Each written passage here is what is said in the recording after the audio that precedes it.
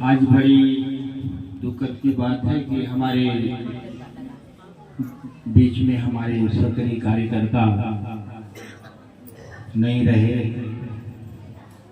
हमारे गायत्री परिवार पूरा उन्हें बहुत कमी महसूस करेगा, क्योंकि वो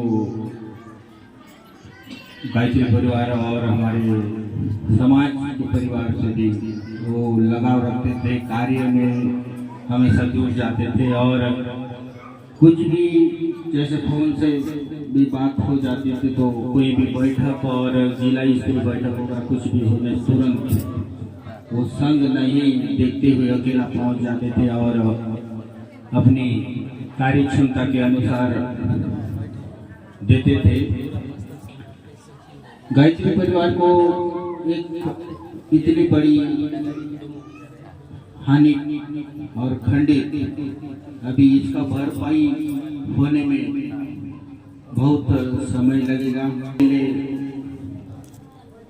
गुरु कार्यों के लिए ले जाते थे तो इसकी कमी और इसकी भरपाई समाज और गायत्री परिवार और खुद अपने परिवार में, तो इस समय तो हमें दुखद महसूस हो रहा है कि हमारे साथ कार्य में खड़े होके कार्य को बढ़ाते थे और आगे ऐसे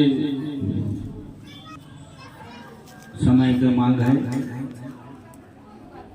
और बस इतना ही कह के मैं अपनी वाणी पर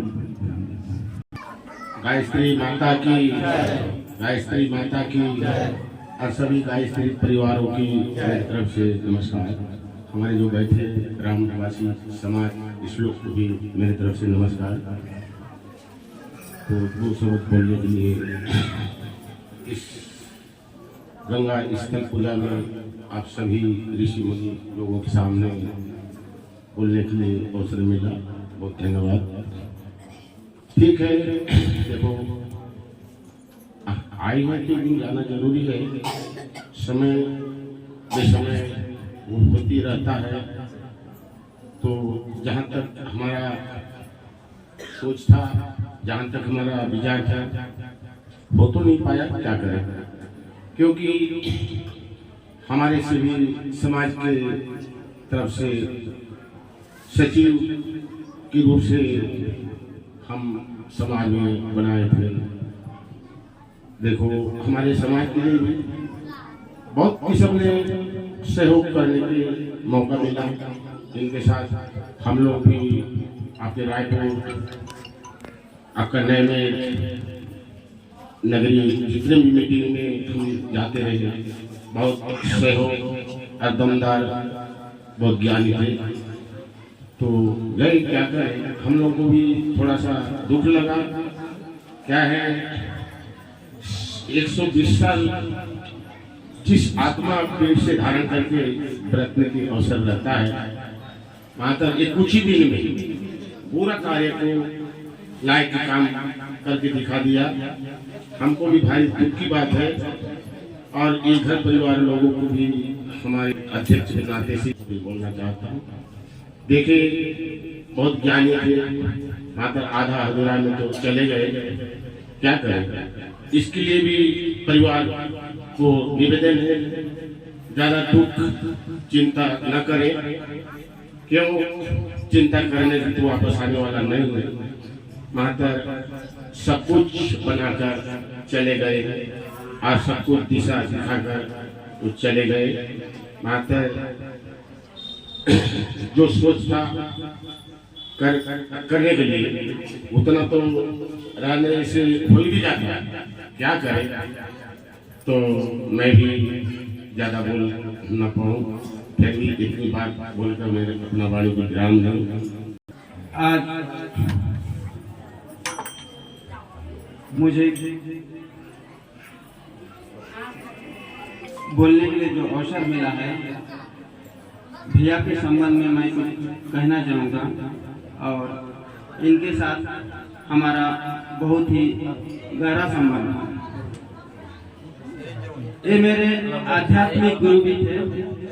इन्हीं के द्वारा मैं 25 मार्च 99 को दीक्षित हुआ था और मेरा सौभाग्य है कि इनके साथ मुझे 2006 से लेकर 2014 तक एक ही संस्था में काम करने का अवसर मिला और ये मुझे हर प्रकार का एक दिशा देने की कोशिश करते। एक ही बाइक में हम लोग जाते थे, एक ही संस्था में काम करते थे। आप इस चीज को बताने की जरूरत नहीं, हमारा कितना संबंध है, दिल का संबंध है। एक परिवार के लिए तो क्षति है ही है, साथ साथ ये हमारे समाज के लिए, हमारे गांव के लिए, इस क्षेत्र के लिए बहुत बड़ी क्षति है। लेकिन मैं कुछ लोगों के रहने पर भी कुछ सिखा नहीं सकते और कुछ लोग इस दुनिया में नहीं भी रहते हैं, फिर भी उनके दिखाए गए मार्ग से हर पल सीखा जा सकता है। और भैया जी से सबसे खास बात जो सीखने की है, समय के सदुपयोग कैसे करते थे, इसे बताने की जरूरत नहीं है। पूरा क्षेत्र से लेकर पूरा समाज आप सभी जानते हैं। अगर समय का सदुपयोग करना सीखना है तो ये भैया से सीखना चाहिए।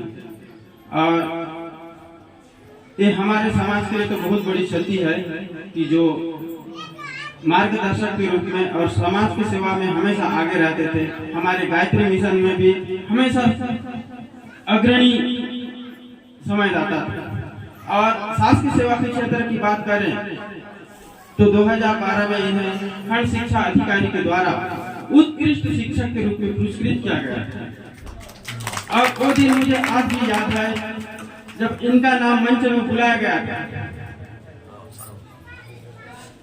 तो सारे शिक्षक